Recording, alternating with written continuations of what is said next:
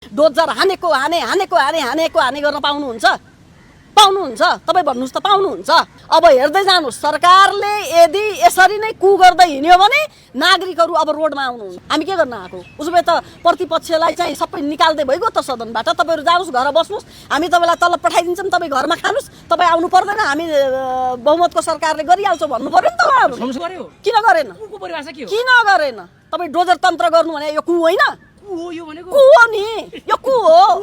जनताको बस्ती तपाईँले तोडे होइन। देशभरिको हालत एउटा छ, गरिब बस्तीहरूको अवस्था र गरिब मानिसहरूको अवस्था एउटा छ, बच्चाहरूको अवस्था एउटा छ, अनि त्यहाँको युवाको अवस्था अर्को छ, ज्येष्ठ नागरिकको सवाल छ। तपाईँ कस्तो अचम्मको कुरा हो कि 100वटा बुदा इम्पोर्टेन्ट हो कि देशको सवाल इम्पोर्टेन्ट हो कि? नमस्ते सबैलाई। अब प्रतिपक्षको काम नै सही सरकारलाई सही बाटोमा सहयोग गर्ने र सरकार गलततर्फ जाँदैछ भने विरोध गर्नु पर्यो। विरोध भन्दा पनि आवाज डिमान्ड हो, त्यसलाई विरोधै भन्नुपर्छ जस्तो मलाई लाग्दैन। हामीले डिमान्ड गरेका थियौँ, मेरो देशको प्रधानमन्त्री, हामी सबैको प्रधानमन्त्री आएर चाहिँ सम्बोधन गरिदिनुहोस् सदनलाई भनेका थियौँ।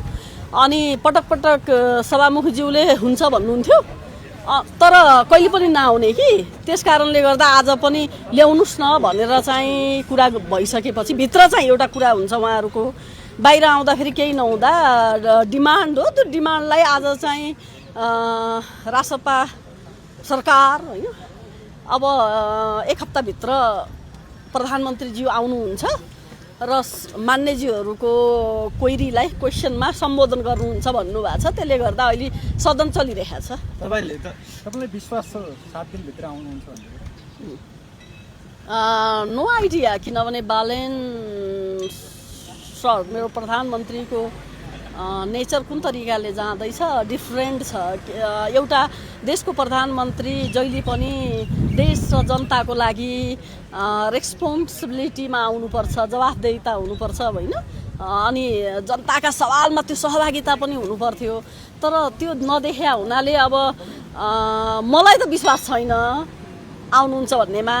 तर म आशावादी के छु भने आउनुहुन्छ कि। तर सत्तारूढ दलले नै भनिसके पछाडि त आउनुहुन्छ भन्ने कुरा विश्वास त गर्नुपर्छ। अब सदनै यति धेरै दिन चलिसक्यो, सत्तारूढले त सधैँ भनिरहनु भएको छ त, सभामुखज्यूले त भनिरहनु भएको छ त आउनुहुन्छ भनेर। तपाईँले विश्वास नमानिरहँदा के चाहिँ आशंका रह्यो भने प्रधानमन्त्री बालेन्द्र शाह राष्ट्रिय स्वतन्त्र पार्टीभन्दा माथि रहेछन् भन्ने कुरा? बालेन्द्र प्रधानमन्त्री रासपा भन्दा माथि त कसरी हुनुहुन्छ र? उहाँ देशको प्रधानमन्त्री हुनुहुन्छ, रासपाकै सिस्टमबाट प्रधानमन्त्री भए हुनाले रासपा भन्दा माथि हुनुहुन्छ र? मलाई त्यस्तो त लाग्दैन, म रासपाको सिस्टममै हो। तर फाइनल्ली तपाईँहरूले चाहिँ टेबलले ठोकेर भए पनि विरोधै गरेर भए पनि होइन, अब एउटा बाछा चाहिँ डेटै तोकेर बाछा त दिनुभयो नि, कसम खुवाउनु पनि होइन। अब यो त गर्नै पर्ने अवस्था आयो कि, किनभने 15 गते बजेटको प्लान छ होइन, थुप्रै कुरामा बहस छ, छलफल छ, जनताको सवाल छ। अब सधैँभरि हामीसँग चिटिङ गर्दा त हामीलाई पनि त त्यो अनुशासितमा बस्ने मान्छेहरू वाक्क दिक्क भएर बोले गर्दा त हामीलाई पनि त नमजा लाग्न थाल्यो नि त। भनेपछि प्रधानमन्त्रीले तपाईँहरूमाथि चिटिङ गरिरहनु भएको छ? चिटिङै जस्तो भयो। हामीले संसदमा प्रधानमन्त्री खोज्नु भन्दा पनि हामीले त डिस्टर्ब गरे हो नि भनेर जानुभयो क्या तपाईँको पार्टीका सांसद राजेन्द्र राईले एकछिन अगाडि। अब को मान्नेले कसरी बोल्नुभयो मलाई त्यो थाहा छैन, म उहाँको जवाफदेहितामा पनि पर्दैन। तर मेरो जवाफदेहिता के हो भने हामीले मेरो सरकार खोज्या हो नि त। मेरो सरकार 100 दिनपछि बोल्ने, एकैचोटि कामबाट बोल्ने भनिरहनु भएको छ त फेरि? होइन, कामबाट बोल्नै भएको भए त मेरो देशमा त्यही अनुसारको काम भएको भए त हामी पनि त चुप्प लागेर मेरो देशको प्रधानमन्त्री नआउँदा पनि ठिकै छ, उहाँले त राम्रो काम गरिरहनु भएको छ भनिन्थ्यो नि त। 100 दिनको काममा तपाईँ डोजर तन्त्र हाने, जनताको बस्ती तपाईँले तोडे होइन। देशभरिको हालत एउटा छ, गरिब बस्तीहरूको अवस्था र गरिब मानिसहरूको अवस्था एउटा छ, बच्चाहरूको अवस्था एउटा छ, अनि त्यहाँको युवाको अवस्था अर्को छ, ज्येष्ठ नागरिकको सवाल छ। तपाईँ कस्तो अचम्मको कुरा हो कि 100वटा बुदा इम्पोर्टेन्ट हो कि देशको सवाल इम्पोर्टेन्ट हो कि? 100वटा बुदामा देश छ होइन र? देश छ, समृद्ध छ देशमा, देश छ। त्यो सुन्नु न, 100वटा बुदामा चाहिँ डोजर तन्त्रले हान्छु भनेर लेख्नु भएको छ उहाँले। ध्वस्त बनाउँछु भनेर लेख्नु भएको छ। हटाउने त लेखा छ त्यहाँ। अब डिफ्रेन्ट कुरा हो। तपाईँको मौलिक अधिकारभित्र पनि बाँच्न पाउने, खान पाउने, बस्न पाउने अधिकारका कुरा होला नि त। होला 2-4वटा हुकुमबासीको नाममा के भन्छ 2-4वटा हुकुमबासी हुनुहुन्छ होला, तर उहाँको नाममा सुकुम्बासीलाई चाहिँ ध्वस्त बनाउन पाइन्छ त? कुन देशको कानुनले भन्छ तपाईँको नेसनालिटी बोकेको नागरिकलाई तपाईँले चाहिँ रोडमा उभ्याउनुहोस्? आज खान पाउने, बस्न पाउने, लाउन पाउने, हिँडडुल गर्न पाउने, स्वास्थ्य उपचारको कुरा, एजुकेसनका कुरा, अनि तपाईँ जस्तो मिडियाका साथीहरूले यसो सोध्ने हो त? त्यसरी सुकुम्बासी बस्तीमा वर्षौं सालदेखि तपाईँहरूले भोट ब्याङ्क त बनाउनु भयो नि, होइन? फेरि गलत है। भोट ब्याङ्कको कुरा कहीँ पनि हुँदैन। तपाईँ जर्नलिस्ट यति धेरै हुनुहुन्छ नि, तपाईँहरूको विचार होला नहोला, तर भोट चाहिँ राख्नुहुन्छ। तपाईँलाई मैले भोट ब्याङ्क भनेर भन्न मिल्दैन। त्यसले गर्दा गाउँ दुर्गम क्षेत्रका साथीहरू आउनुभयो, ल्यान्ड हेर्नुभयो होला, बस्नुभयो होला, उहाँको सुविधाको लागि बस्नुभयो, त्यसलाई भोट ब्याङ्क भनेर पाइँदैन। त्यो गलत व्याख्या हो।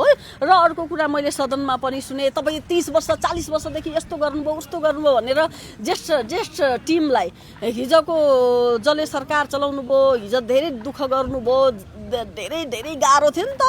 त्यो टिमलाई उहाँहरूले पटक पटक गाली गर्दाखेरि मलाई चाहिँ कति नमजा लाग्छ। मलाई किनकि तपाईँ त्यो टिममा पर्नुहुन्छ भनेर हो? तपाईँ पनि त्यो पुरानै पार्टीको नेत्री हुनुहुन्छ नि, त्यही भएर तपाईँलाई मन दुख्यो? नो, पुरा पार्टी सुन्नुहोस् न, जर्नलिस्टको सवाल, पत्रकारको सवाल आज हो र? तपाईँ मात्रै आएर पत्रकार हो र? तपाईँभन्दा धेरै सिनियर साथीहरू हुनुहुन्छ। त्यसै गरी राजनीति म जन्मेर राजनीति हो र? मभन्दा धेरै सिनियरहरू हुनुहुन्छ। त्यसले गर्दा इतिहासलाई चाहिँ डोमिनेट गर्नु हुँदैन के। जो हजुरले भन्नुभएको थियो नि एउटा कुरा, एकदम सामाजिक सञ्जालमा तरङ्ग मचिएको थियो, म यो संसदको फुली फ्याँक्न तयार छु भन्नुभएको थियो। त्यो खास के प्रसङ्गमा भन्नुभयो तपाईँले? जनताको सवालमा, देशको सवालमा। जनतालाई यसरी चाहिँ ध्वस्त बनाउन पाइँदैन, त्यो सवालमा भनेको। किनभने रियलमा जे मैले बोलेको छु त्यो यथार्थ हो। तपाईँहरूलाई पनि थाहा छ, कोहीलाई स्वार्थ होला, चुप लाएर बस्नुहुन्छ होला। मलाई देश र जनताको मात्रै स्वार्थ छ, त्यसकारणले म बोलेको त्याग्नुपर्ने अवस्था आएको हो तपाईँले? अब यस्तै भयो भने त्याग्नु पर्दैन? त्याग्नु पर्दैन? कसलाई के भयो भने? कसलाई के भयो भने? कसलाई के भन्नु? कसको लागि त्याग्ने भन्नुभयो नि? तपाईँ एकचोटि सेन्टरहरूमा जानुहोस्। अब मैले तपाईँलाई यसको विषयमा उत्तर दिँदैन। तपाईँ पहिला सेन्टरहरूमा जानुहोस्, सबै जानुहोस्। आउँछ नि बहुमतको सरकार छ भनेर पेलेको गर्न पाइन्छ? बहुमतको सरकार छ भनेर हाम्रो चाहिँ के पनि राइस हुँदैन? हामी के गर्न आएको? उसो भए त प्रतिपक्षलाई चाहिँ सबै निकाल्दै भइगयो त सदनबाट। तपाईँहरू जानुहोस्, घर बस्नुहोस्, हामी तपाईँलाई तलब पठाइदिन्छौँ, तपाईँ घरमा खानुहोस्, तपाईँ आउनु पर्दैन, हामी बहुमतको सरकारले गरिहाल्छौँ भन्नु पर्यो नि त उहाँहरू। सँगसँगै तपाईँ कसरी प्रस्तुत हुन्छ तपाईँ त्यो कुरा गरिन के? तपाईँको त यो फुली अथवा त्यो मैले भने नि, सुन्नु न, आउँछ फुली मात्रै होइन।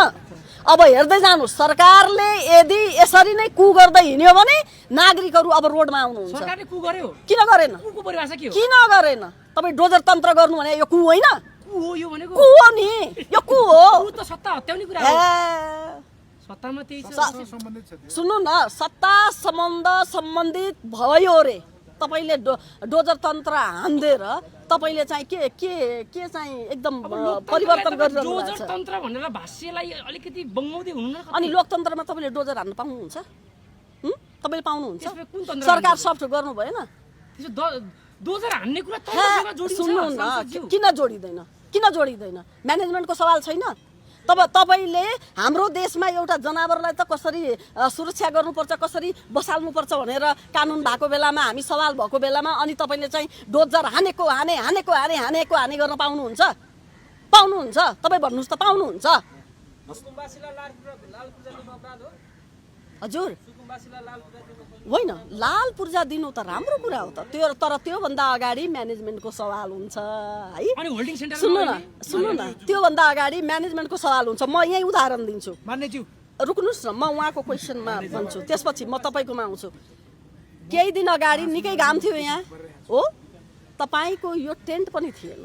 त्यो बेलामा तपाईँहरूको आवाजहरू यहाँ बोलेर ल जर्नलिस्ट साथीहरूलाई टेन्ट व्यवस्थापन गरिदिनुहोस् न भनेर बोल्ने त हामी जस्ता मान्ने थियौँ नि त। त्यस कारणले सत्तापक्षका सांसदहरू होल्डिङ सेन्टरमा जाँदा ठिकै छ भन्ने, तपाईँहरू जाँदा चाहिँ यहाँ मानव अधिकार उल्लङ्घन भयो भन्ने आँखा हेर्ने नजर चाहिँ अलिकति उहाँले रफु लगाउनु भएको छ हिजो समिति भन्नुभयो हो उहाँले रफु लगाइदिनु भएको छ हिजो समितिको आइसक्यो त मैले बोल्नुपर्छ समितिले दिइसक्यो त प्रब्लम छ प्रब्लमको छिटोभन्दा छिटो समस्या समाधान गर्नु भनेको हिजो कानुन न्याय तथा मानव अधिकार समितिको रिपोर्ट आएको छ नि रिपोर्ट आइसक्यो त मैले तपाईँ सबै जर्नलिस्टलाई भने हो नि रिपोर्ट आछ लगेर जानुहोस् पढ्नुहोस् र अगाडि आउनुहोस् भने होइन हिजो मलाई तपाईँले दोहोऱ्याउनु भन्दा मैले तपाईँलाई भने यहाँ रिपोर्ट छ रिपोर्ट लगेर जानुहोस् जस्ताको तस्तै बाहिर निकाल्नुहोस् भने होइन